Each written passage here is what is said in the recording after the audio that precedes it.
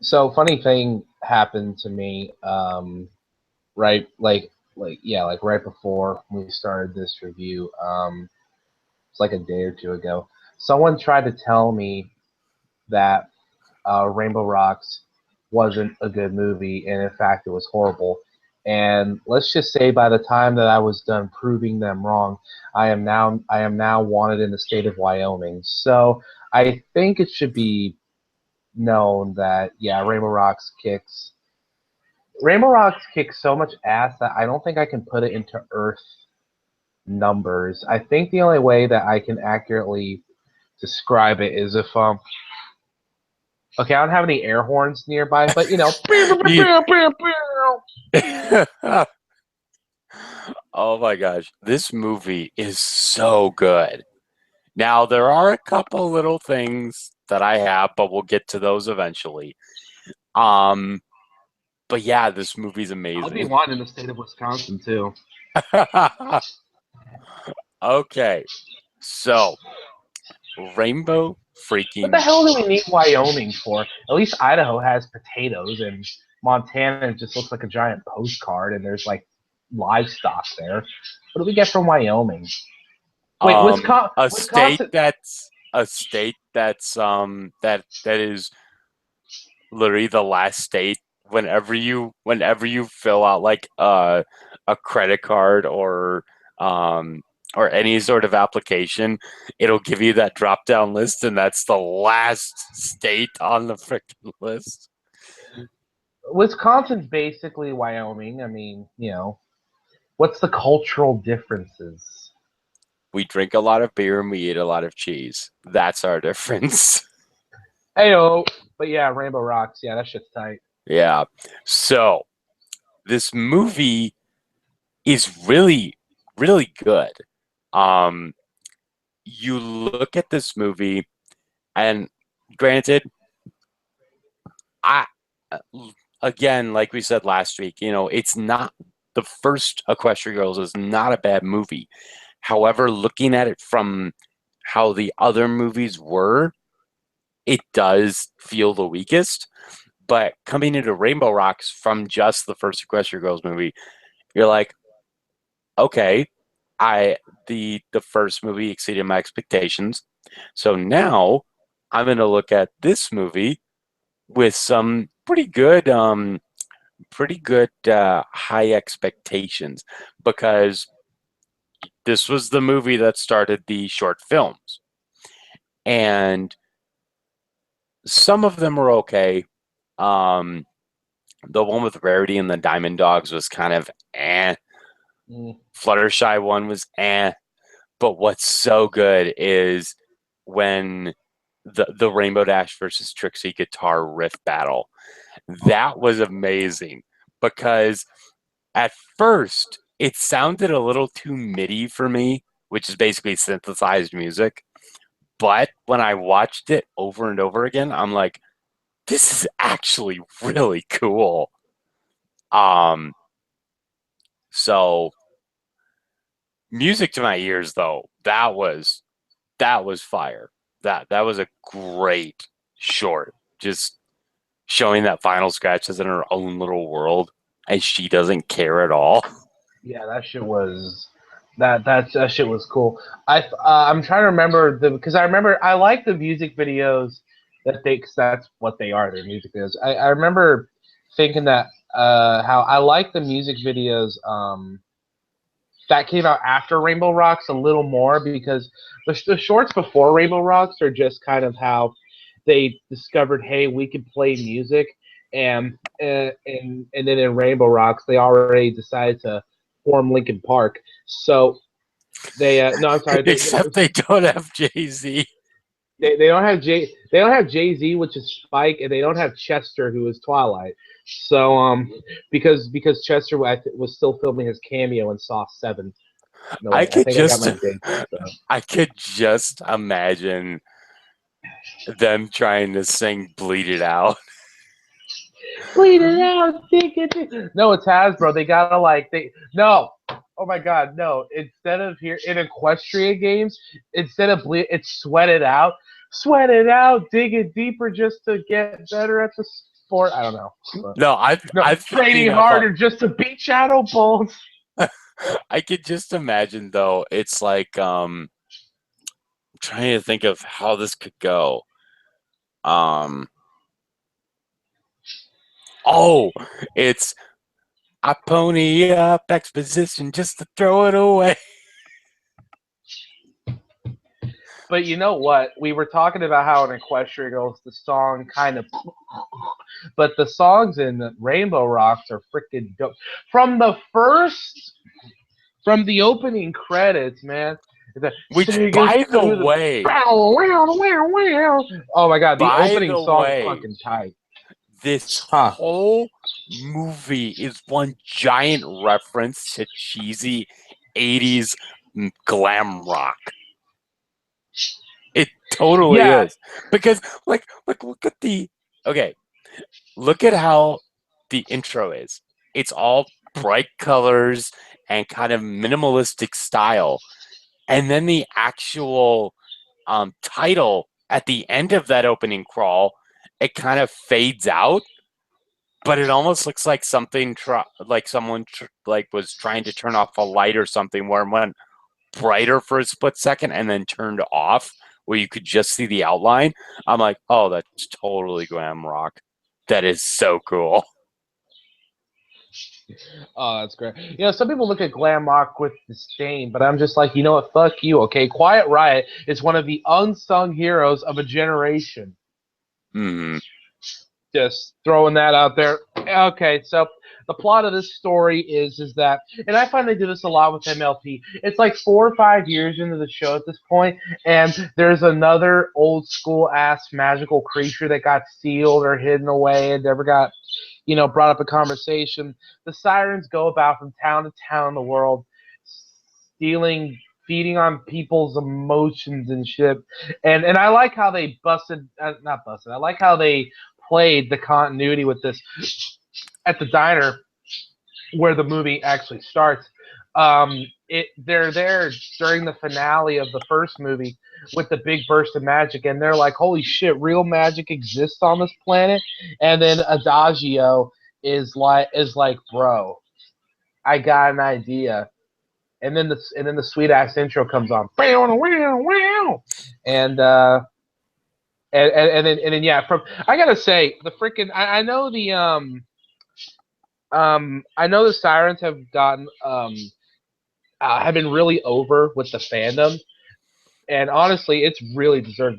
These three are such good they're good comedic fools for each other. They're funny and interesting, but at the same time, you did feel like that they were like an actual threat. And They I feel don't know. much more believable, and they They feel feel like much they're more fighting a lot believable. more power than they let on. Oh yeah, it's like the three of them were definitely better villains than are better definitely better heels than Sunset Shimmer is a heel. Sunset Shimmer is way better as a face, and it's and yeah, I loved everything that the sirens did. They were great. Let's talk about how they look first, though. I know everyone said this, but like Oh their my hoods, god.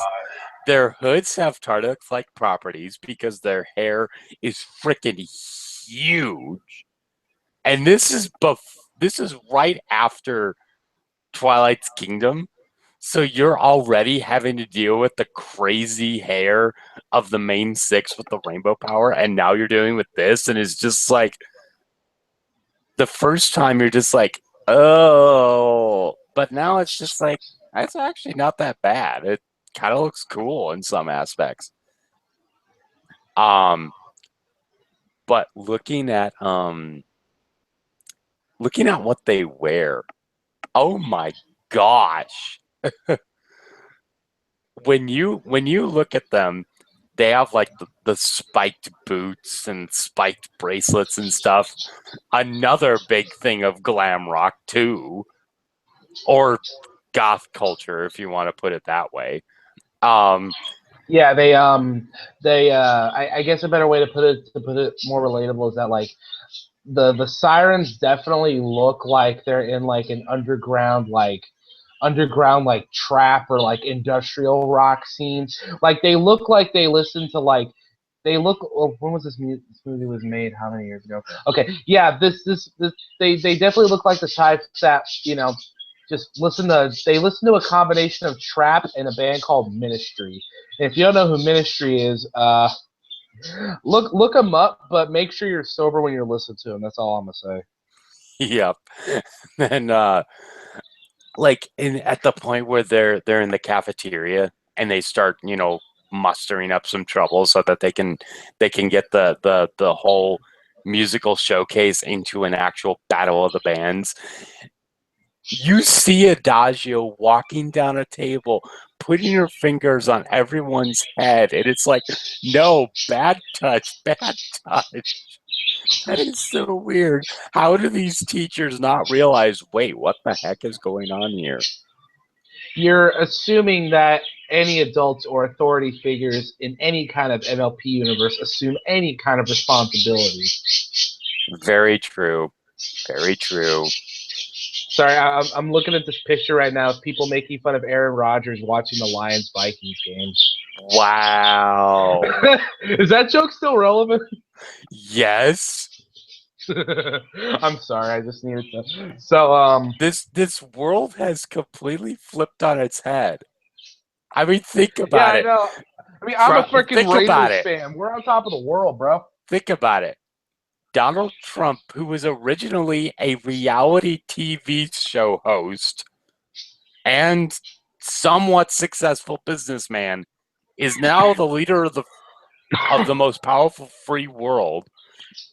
You have the Cowboys winning most of their games, which has never happened. Tony Romo can eat a dick, okay? And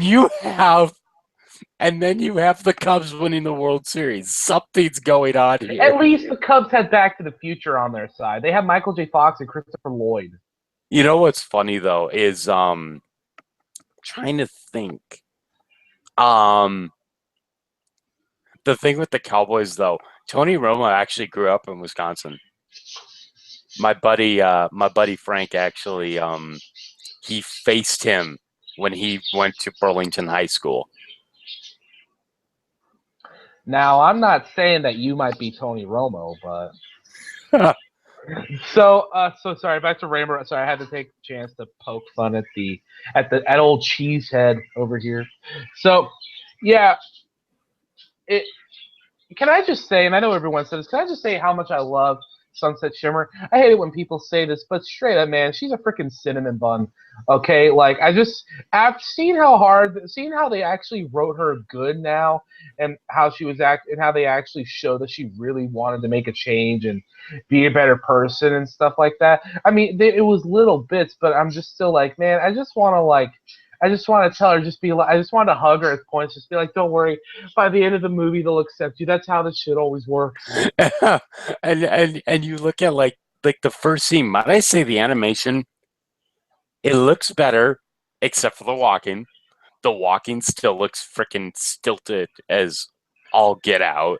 But yeah, because Hasbro will make their music sections look like L.A. Noir, but heaven forbid they get something as right as Basic Movement. Yeah, it doesn't look like this, I don't know. Maybe that's how we've been walking the whole time, Well, I mean, it makes sense. Everyone over there is wearing boots. Yeah, very true. I swear Hasbro doesn't know how kids dress. I would rather they have them dress I would rather they dress how they think kids normally dress than how they think cool kids dress. I know we said that last Equestria video, but seriously. Yeah. Stick to ponies, bro. But even with even with that weird animation though, you have a point where Celestia comes up on stage and she's just like, I'm happy that everyone's working together to get posters ready for the musical showcase, and I feel like it's going to be the biggest thing in CHS history since the fall formal. And everyone instantly looks over at Sunset, and you see her just like so embarrassed over the whole thing. And then she sits down, and you see the back of her hair slide down the wall with her. And I'm like, that's actually really a really cool animation. I know, man. I was about to say DHX may miss some of the big things besides like the music, but man, this show excels at the little details, and the movies especially, you know, because humans and ponies too have such little subtle nuances to them. It's always cool to watch. Even some of the older Friendship is Magics when they didn't have nearly the budget they did now, and they had a pretty good budget back then. Just be like, man, even back then, you know, it's like because people still love the animation these days, but like they get back to seasons 1 and 2, and people were like, "Dude, the animation's sick." It's like, man, shit's come so far. Yeah. So What when else they're talking about? Oh, can I just say, Fluttershy is the least effective member of this band. oh my god, where are they Here's my thing. shut up Here's my thing. to? If they would have done something like, you know, the backing musicians for Santana, or like or the Dupe and the Black Crows or something, and given her like, you know, maybe some bongos and maybe some like different percussion things, give her like the little sticks, hell, give her the electric triangle, but all she had was a tambourine, and it's just and they treated Fluttershy like the bassist. She was the least important member, and they totally mixed down the tambourine, turned down the tambourine in the main mix. So already this band has horrible production quality. The I think the guest mastering spots they is are terrible. yeah. Oh my god, the mastering goes so into the red. It's like, what the fuck was this produced by Rick Rubin? I will say though, Now with I'm not saying that the Equestria Girls are the Beastie Boys, but they're well, probably the Beastie Boys. well, I'm reminded of Silver Crow's review of this, and it's like, what other band has been great with a tambourine?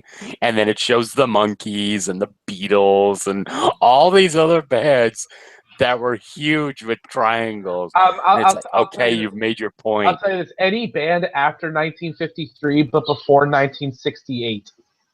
You know, why didn't Saturday Night Live do that? Instead of I need more cowbell, it's I need more tambourine.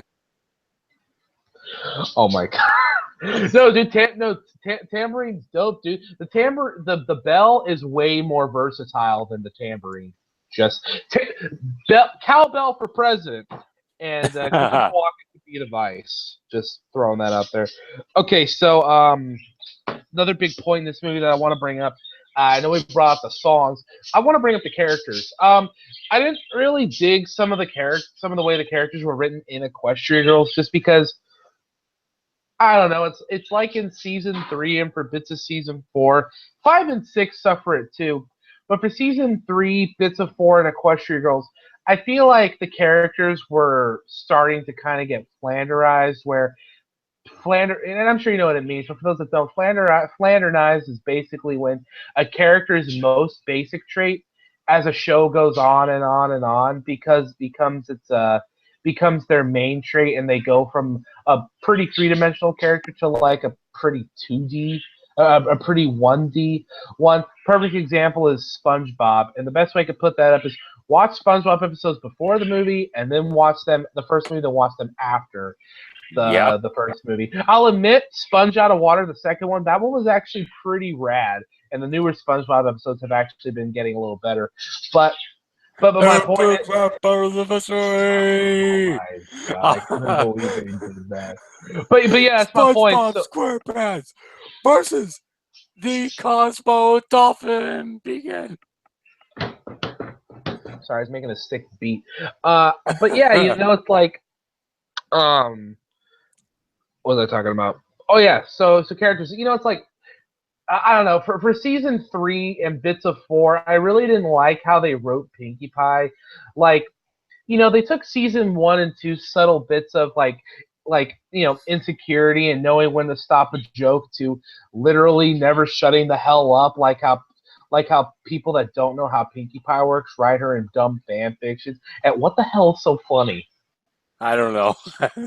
It was a Twitter post that I saw of like Swedish people or Scottish people are in their own little world.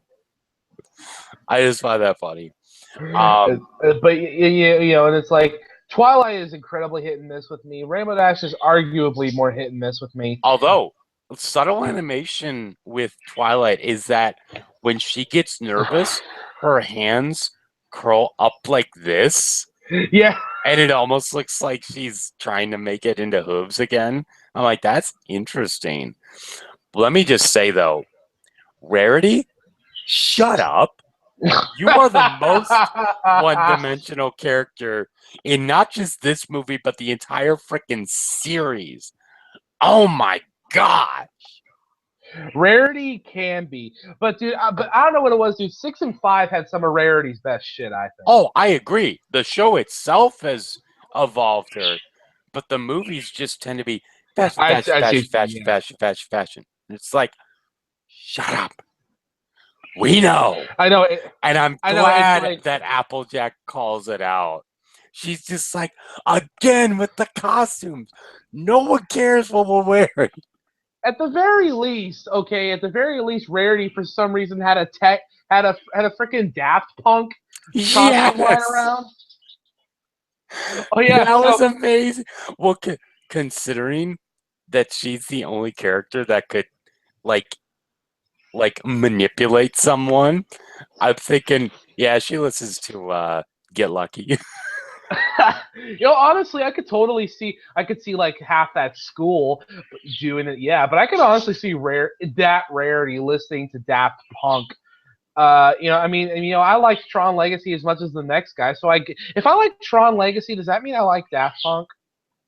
um, if you like that one scene in Bats, does that mean you like Daft Punk? Because that was a giant reference to it when it was when Twilight brought up that little grid thing with Yeah, yeah. with No, with no, the no, no. fruit bats and Fluttershy.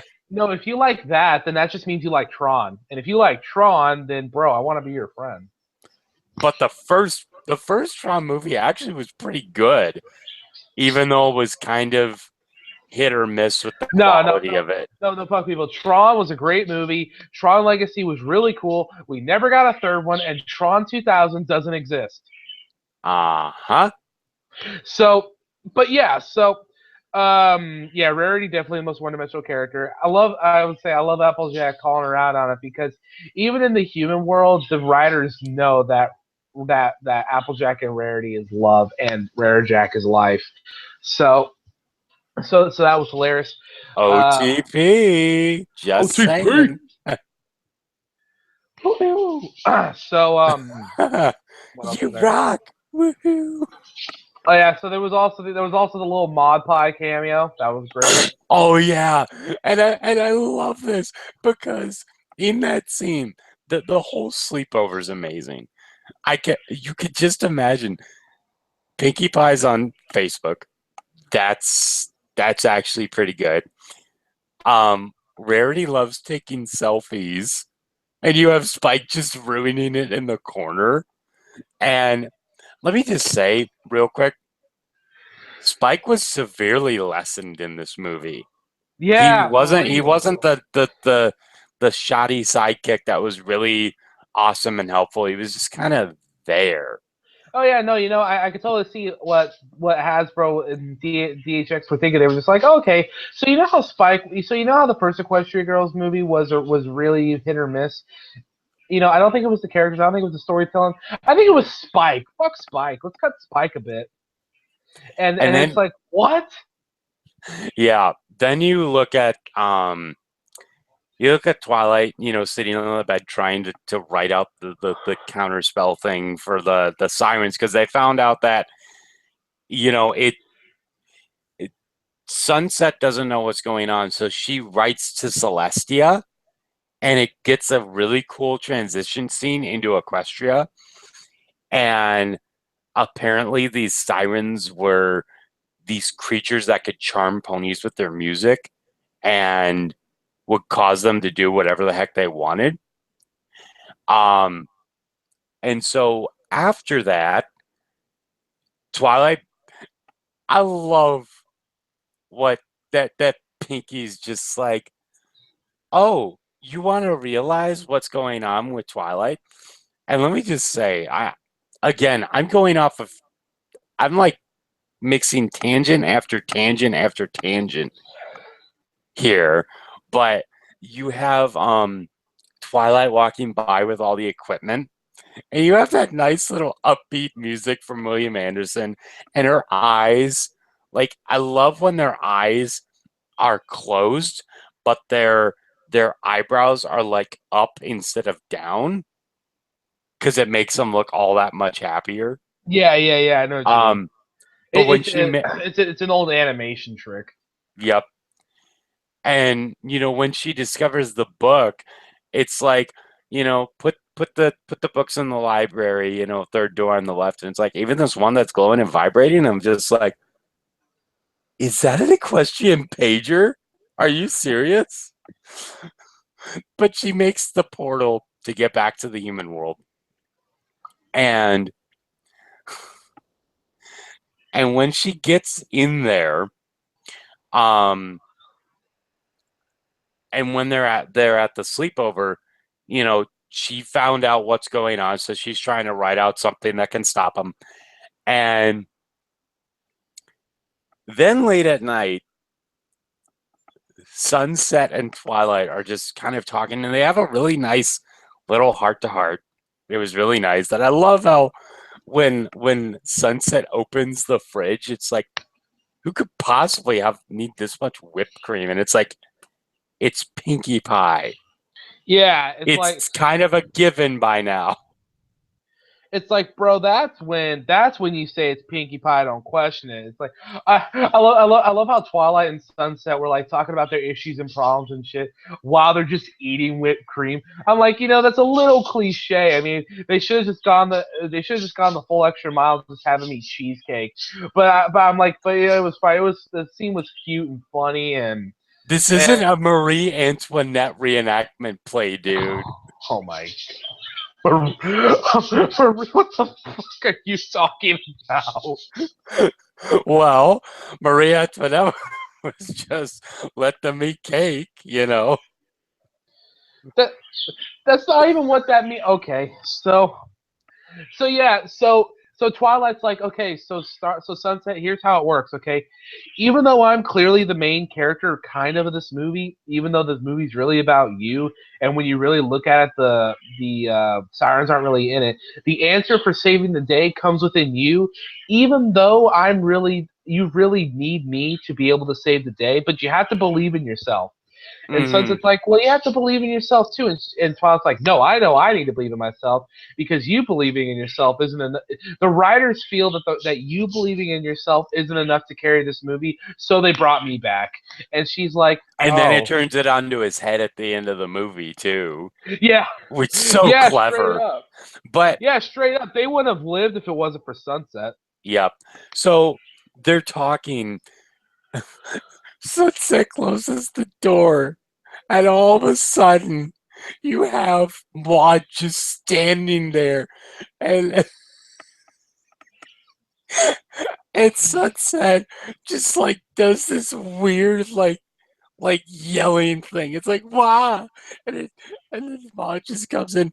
Boulder was hungry and just pouring cheese, starts just pouring cheese in and have it knock off of Boulder and just fall onto the floor. It's like, you're gonna clean that up, right? Or are you gonna make Limestone do it? Maybe that's why she's so cynical about everything. Oh my god, dude, I'm just saying, Mod and Boulder for OTP, like either canonize Mod and Boulder as an OTP or put them in Smash Brothers, one of the two. Put in You know, Mod Pie as an assist trophy. I actually I saw a picture of Maud going up to Rarity, and it's just like, um, hey Rarity, I heard something about you, and it's like, what'd you hear? I hear you have a pet rock, huh? And then it shows Tom with a big blush on his Oh on yeah. his on his on his rock face with Boulder right down there, and it's like, I ship it. I've been completely wrong.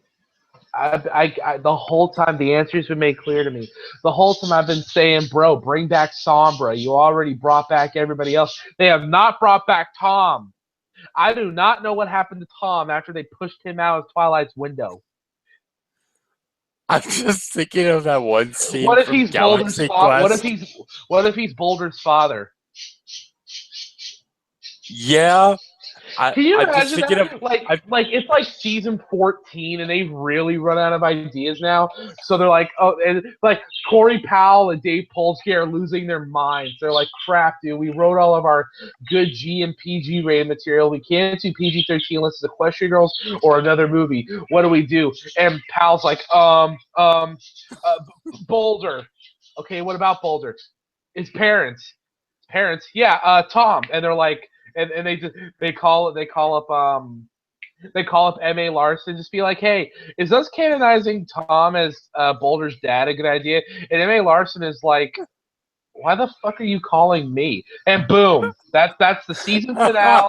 It's a 26-part miniseries. It's all about the history of Boulder. Is all of season 14. Oh my gosh. I could totally. No, I was just thinking of like when you were talking about, why isn't Tom in here anymore? I'm just thinking of that one scene from Galaxy Quest where where they're flying onto that one planet trying to find the beryllium sphere, and Yeah, it shows a little indent in the rock face, and all of a sudden you hear Tim Allen just going, Tommy. Oh my gosh, I love that movie. It is the best Star Trek spoof ever. It is I so know. good.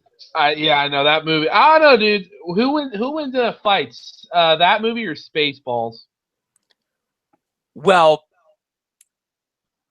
I think Spaceballs was played much Yeah, I more for know. laughs, Yeah, I but know, but Galaxy Quest, Saris was amazing. yeah, for He real. he was so threatening. Um, but anyway, back to Rainbow Rocks. So, that that was like one of the longest bunny trails we've ever had. Yeah. No wonder why no one subscribes to us anymore. I know, right? Um, so let's talk about the music. It's awesome. 10 out of 10. Plus 5 stars. You have that. You also have the fact that let me try and think. You also have the fact of let me think.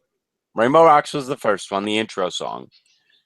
Then you have that second song. It's like Better Than Ever, and it's like, this is Yeah. kind of cool. It's a nice little light rock sort of thing. Sounds like something that Taylor Swift would have done in her early days, honestly. Like without She the wears short skirts. I wear t-shirts. something like that. That makes way too much sense now. Um, but Taylor Swift did the character designs for Equestria Girls confirmed. um, Battle of the Bands. I didn't like it when I first heard it out, like before seeing the movie, and then after I saw, I'm just like, this is awesome. Um, which, by the way, I'm happy Kazumi Evans. I'm pleased to say that she sounded distinctly enough, not like Rarity. She Yeah. sounded like her own character. And also props to Rebecca Soykit for doing that as well.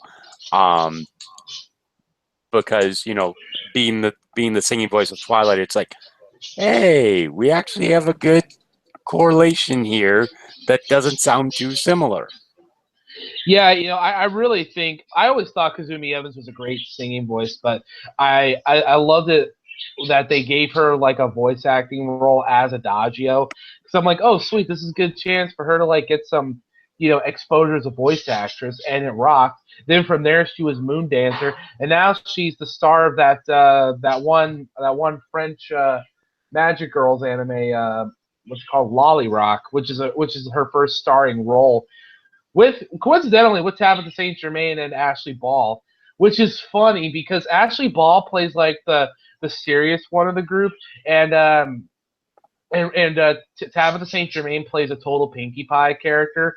But it's great. It's great. But they play it. But Tabitha especially is one of the greatest voice actors ever. I'll tell that to anyone. And it shows how great their rate. Like the show's not that. Like, the show's okay. But yeah, dude, I love Kazumi Evans. She is freaking awesome. If she wasn't Yeah. married, I would move to Vancouver. Or in this case, Vancouver. Oh my god. So, Don't even talk to me after this. We're done. let me try and think. Then you have, I need to bring up a song list because it's been a while, but I love the songs in this movie. Don't get me wrong. There was that dope ass one that was in the cafeteria where the sirens get everybody under their control. Mm. Yeah, they become Harbinger for Mass Effect 2 and assume direct control. Okay, let's see. Oh, the bad, no, that's, is it? Okay. The bad song, that Twilight writes in the barn. Hey, listen to our song. I'm just like, really? And boy, just say, there are some really cringe-inducing moments in this movie. At the point where they all gathered hands and they're just like, friendship is magic. And then awkward silence. my god. I'm just like, oh, why did they have to put it in there? It's bad enough that Discord said it and it didn't even work. Mm-hmm. So, it's like, oh yeah. It's like, all right, friendship is magic. oh, you know what though? This gave us so one thing that people actually this was kind of a point of contention whether or not how much people liked it or not, but we got Rainbow Dash's first solo song. Oh, and she okay. Let me just reference Travis Skunk here because he did a fantastic one, and it's like, why is awesome as I want to be like it is, and it's like, have you not heard most glam rock or most rock for that matter? It's all talking about how awesome you are. It's talking about some very serious issues sometimes, like Inside the Fire from Disturbed, and Wrong Side of Heaven and Righteous Side of Hell from Five Finger Death Punch, or even the Bleeding I'll go to from heaven. them. She's down to be mine again. Sorry, that song's my jam, dude. Or talking about, getting laid. And then it switches to a picture of when Rainbow Dash does her hair flip where the water comes off it. And it's just like, or it's either talking about how awesome you are or getting laid. But in Rainbow's case, it's probably both. Well, yeah, I mean, it's like, you know what's funny about Awesome as I Wanna Be? The first time I ever heard that song, my initial thought was, oh, okay, so apparently Danielle Ingram just got lazy and decided to rip off like 5 Blink-182 songs. See, that's the thing. She listens to Blink-182. And I'm just like, that actually makes more sense than it should. She also loves listening to Bowling for Soup. Bowling for Soup. Do you remember that band? Oh yeah, dude. Yeah, dude. She's all about bands from like '98 to like 2007. She likes those guys, Bare Naked Ladies, Blind Melon, um, what's that band? 3 Days. She likes 3 Days Grace, Papa Roach, and Trapped, and Sick Puppies. When you keep saying those bands, I'm thinking of one specific song from each of them. With 3 Days Grace, it was Riot. With with um with Papa Roach, it was Last Resort. With Trapped, it was Headstrong, of course. Of course. And and what was the last one you said? I Sick Puppies. Yeah, I was thinking either um either Going Down, I believe that song was, Yeah, that's the one. or Odd One. It's been a long time coming. Oh my god, one of us is go. Oh, and Trap Roots too. Yep, yep. Yeah. So By the way, Rainbow Dash speaking has of, good taste in. what were you saying?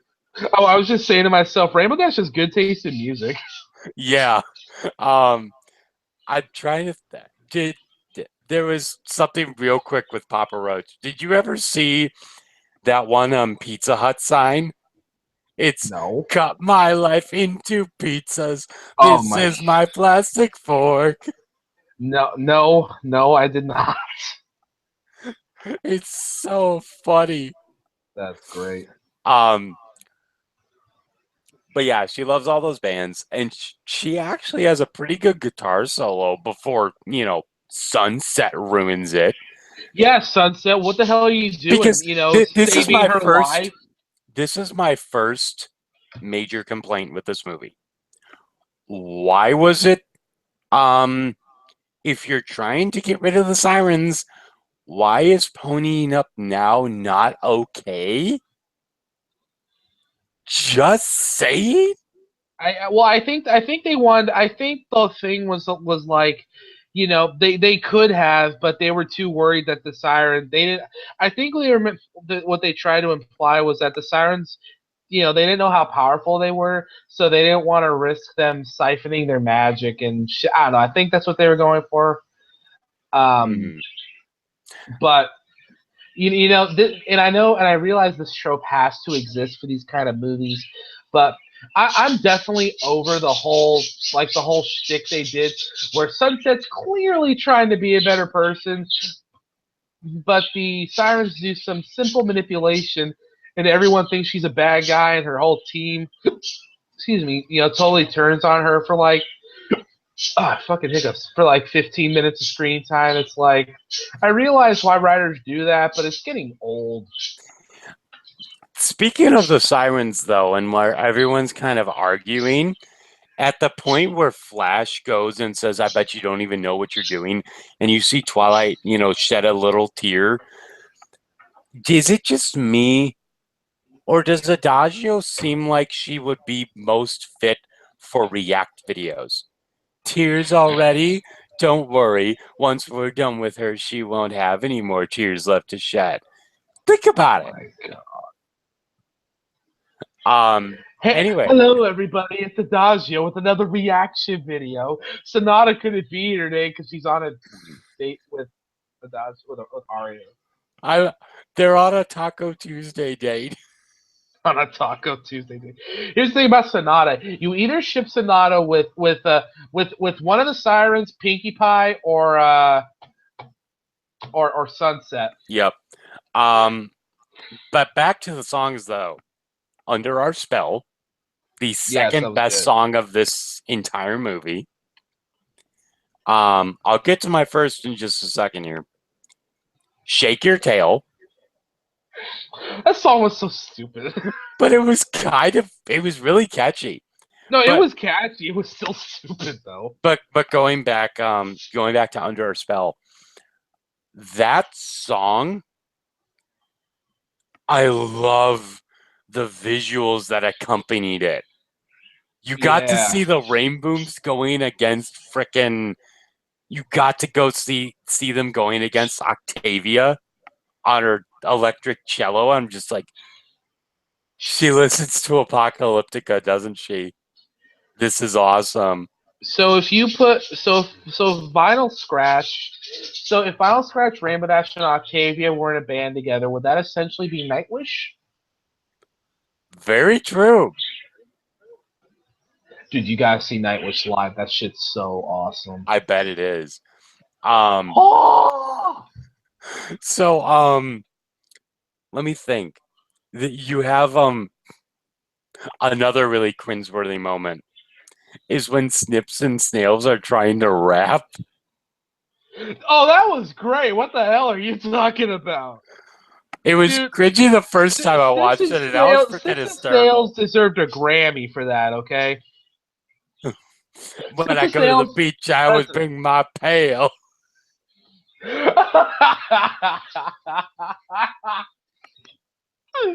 Fuck you, that was the best part of this movie. Oh my gosh. Okay, it It's was. like we don't know how to end this song. We're just gonna walk off the stage. Yeah, that just happened. They dropped the mic. And it's like, please don't drop the microphone. No, that was great. Oh yeah, you had Bulk Biceps rocking that violin. Oh yeah, the viola or whatever. Yeah, Okay. that was off. Oh yeah, and then really quick, and then they canonized Lyra and Bon Bon when the two of them were playing piano style, a la Lady Gaga and whoever the hell she did that. Oh, and Tony Bennett. They're all playing piano on the same side, and they all lean up cheek to cheek. I'm just like, come on, just let them kiss. I don't even care about breaking barriers and all that SJW crap. I'm just like, let the lesbos be lesbians. Okay. What's even You funnier never though, watched Steven Universe? um, one of the little things that I want to say though, when it comes to like subtle animation, um, I don't know why, but when when um when Adagio and the Sirens are singing Under Our Spell, you see Luna on the judges table drawing a little heart with her hand on her cheek and her elbow on the table, just kind of like, this is nice. I like this. And even better, at the end of Shake Your Tail,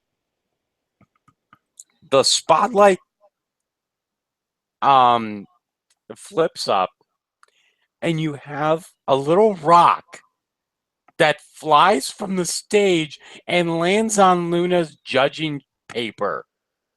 It doesn't make any sense whatsoever, but it kind of was like, what in the heck is going on here?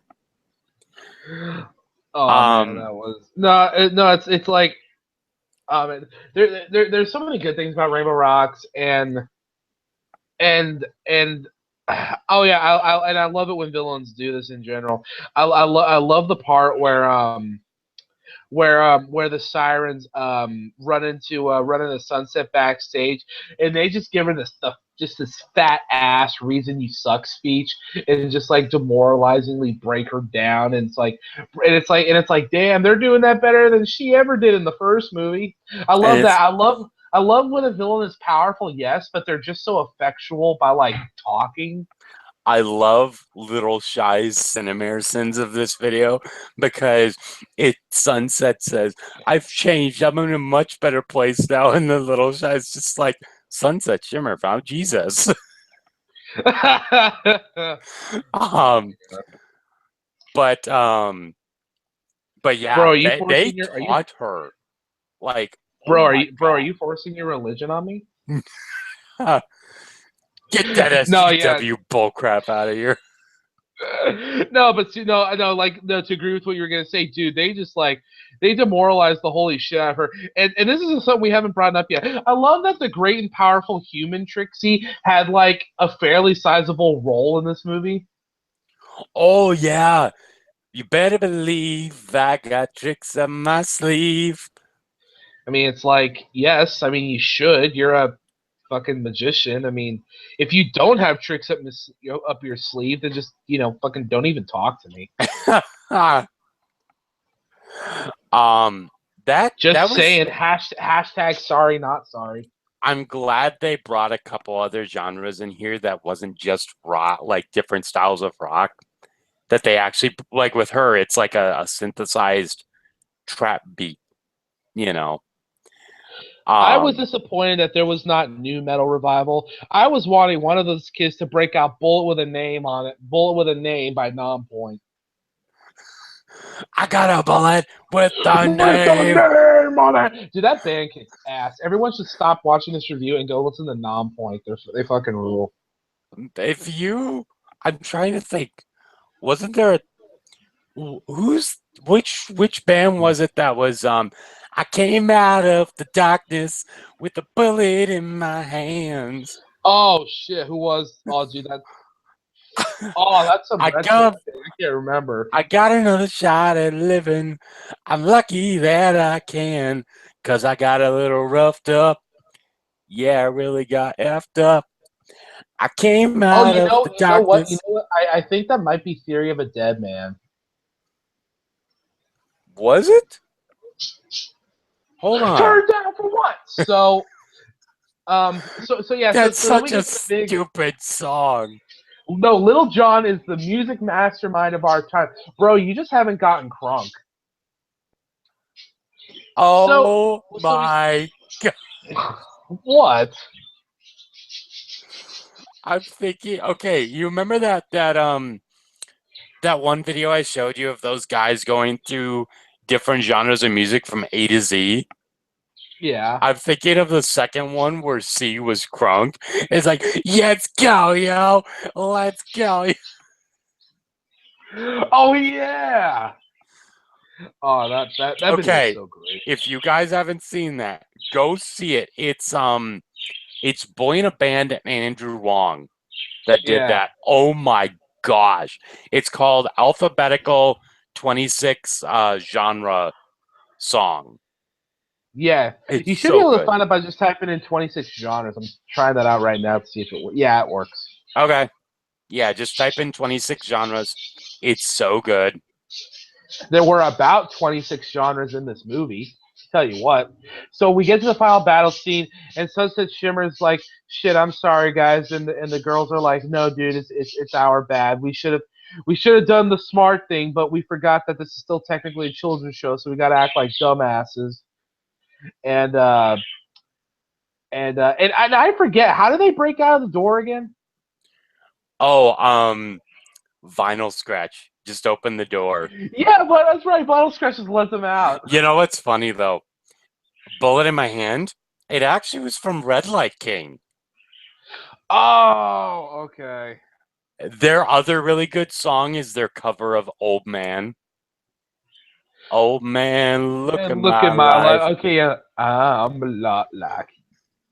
Um, Real quick though, this whole scene Is when magic. they're under the stage, they're all under the stage.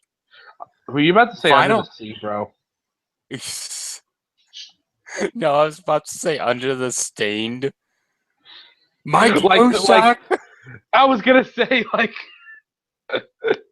Oh my god. Um. Anyway, actually, what's funny is the shirt that I'm wearing. It's very faded, but it does have a signature of Mike Mushak on it. That's awesome. I got his signature when I went to go see Jason Newsted in Chicago. Oh my gosh, it was so metal. It was so good. That's Um, badass. then they did play King of the Underdogs. I was so happy. I was actually close enough to the stage where I could see their set list. They actually played Battery in there too.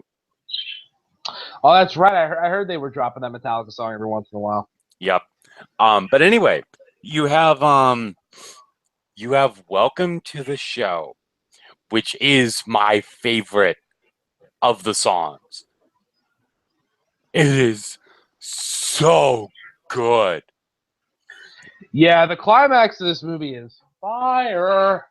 Uh, you have you have them up on the top of the hill, and what's interesting is I love how the dome that they're at, the little concert stage, literally looks like a saddle.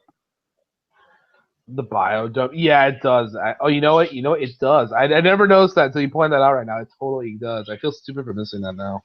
It actually kind of reminds me of a similar stage that we have near my area where it's called I forget exactly what it's called, but it's basically a dome shape very similar to that. Um, but Welcome to the Show is so good. They're up on a little hill facing that stadium, and it's like, how are we supposed to play over the from up here? And by the way, even before this is the biggest thing that irks me so much with this movie. Over half the movie is Twilight trying to come up with a counterspell, right? Yeah. Near the Oh, end, I know. I know where you're going with this. what sort of version of the counterspell should we play? I don't think it matters what we play. That just retconned over half the movie. Yeah, they play. Yeah, they did that just so they could, just so they could do one of Fluttershy's songs. It's like, oh my god. It's like, okay, if you're gonna put over Fluttershy, awesome, but oh my god, yeah, that didn't hit me immediately until I watched the movie after, like until after I watched the movie. But then I thought about it, and I'm like, hold on, that doesn't make any fucking sense. Mm-hmm. So, but back to Welcome to the Show. They're on the hill. Rainbow Dash asks, "How are we going to play him from up here?" Vinyl Scratch comes up in her car, Oh my god and damn. it transforms into a mini stage for Vinyl Scratch to do her DJ stuff. Now, to be honest, that makes way Excuse too me. much fucking sense that Bile Scratch would have that souped up to her car.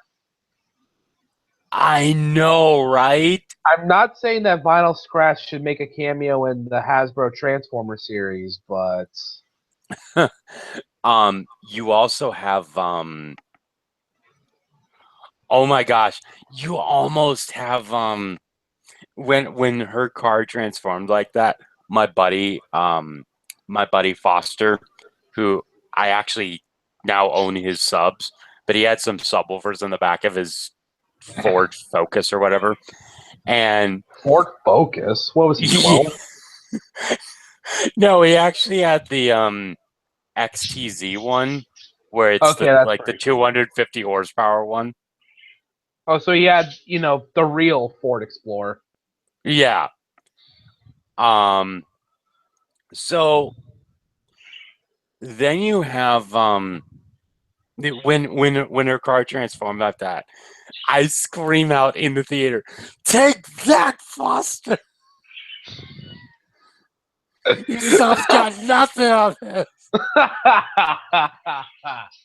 Oh, that's funny. No one else in the theater probably got that, but No, they didn't.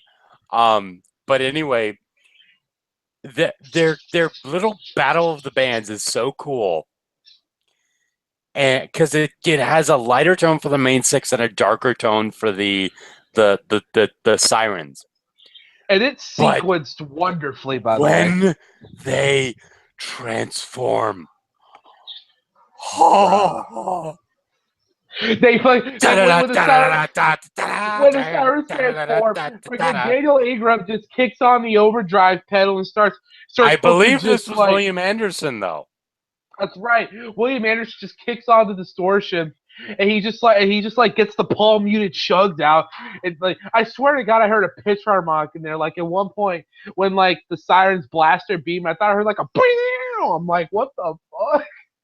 Yeah.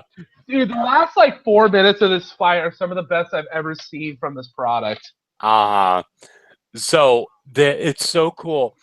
And at the point where you have the main six using their powers, and it's very similar to the Return of Harmony, where like their elements are like used as projectile weaponry. And you have Twilight sing out, and all of a sudden the sirens turn on their pipes, and oh my gosh, they're like, ah, ah. It is so beautiful. They fall back. Sunset Shimmer, we need you. You're our only help us, Sunset Shimmer. You're our only hope. With the animation though, again, Twilight's hand looks weird when she reaches out. It just does to me. It looks a little too detailed. Sunset Shimmer comes up. She takes her biker jacket off. And everyone in the theaters, because I saw it with a meetup with a bunch of people, and when I saw when Sunset Shimmer took off her jacket, we're just like, oh, it's about to go down. Dude, Snips and Snails are going to need more microphones because they're going to need to drop them. I know, right? Dude, Sunset Shimmer lays it the fuck down. And I still want to... I still want to get this across. These transformations still look freaking stupid. By the way, I don't like the designs of them. Just like I don't like the Super Saiyan versions of the transformed ponies from the end of season. What was that? 4, 5, or whatever. Yep, it was 4. I don't like the show. Can't do second. The show can do final forms, but the show can't do ascended forms. Like this show can do like Kaioken, but this show can't do Super Saiyan. You know what I mean? So then you have I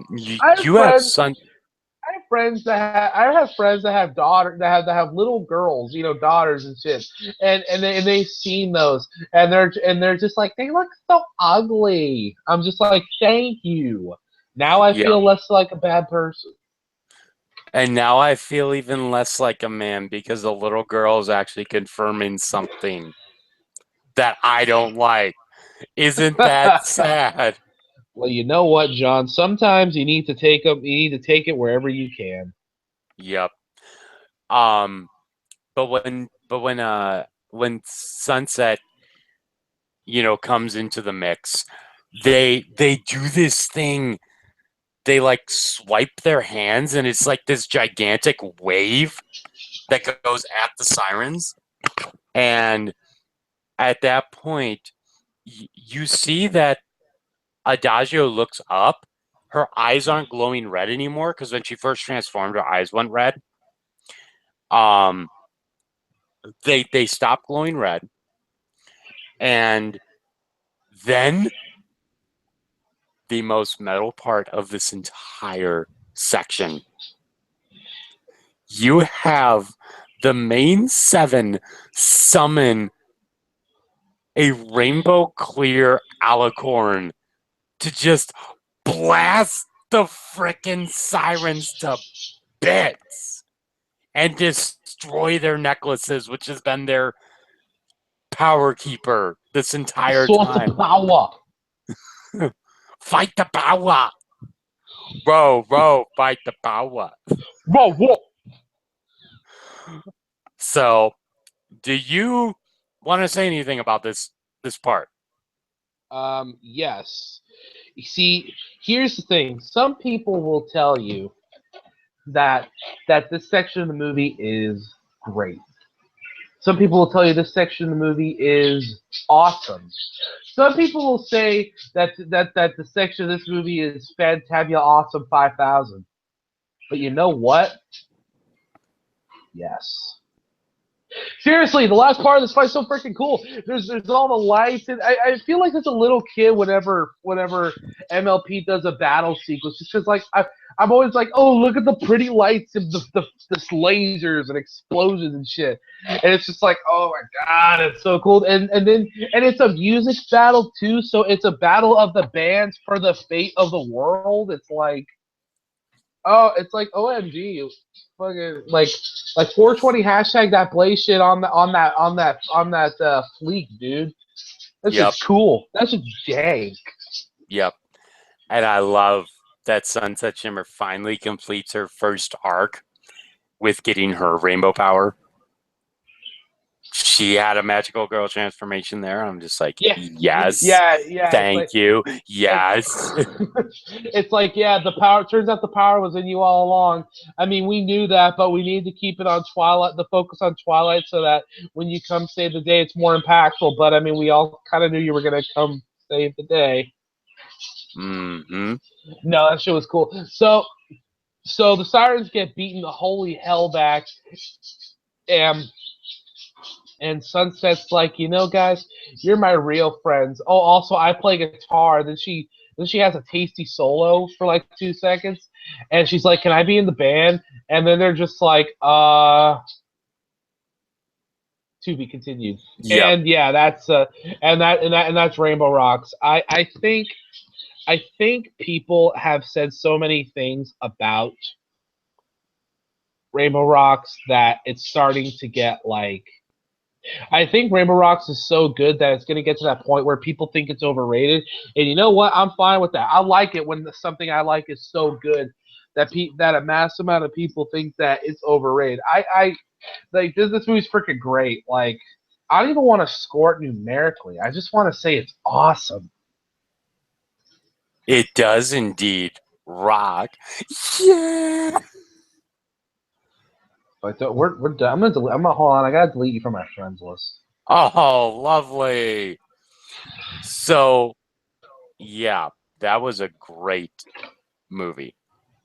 That was really good. Rating it numerically, however, I'm going to give this movie a 9.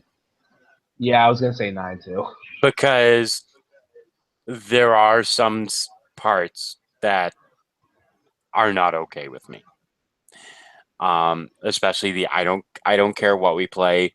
A lot of the middle section of the movie with is just arguing and the sirens reacting, and it's kind of stupid. Yeah. It's kind of low key and doesn't really go anywhere. But the music, it so makes up for it. It really does. I think so. So Yeah, this shit's great. Yep. So yeah, that's Rainbow Rocks. Next week we'll be going for Equestria Games, which I still need to watch again because I haven't seen it since it premiered. So I watched it like a few months after premiere because I was waiting for it to get on Netflix. I see. So, but yeah, that's it from me, John. And me, Snakeskin. And we will talk to you guys later. Peace out, Dragon. Seriously, Non-Point's badass. People should listen to new metal.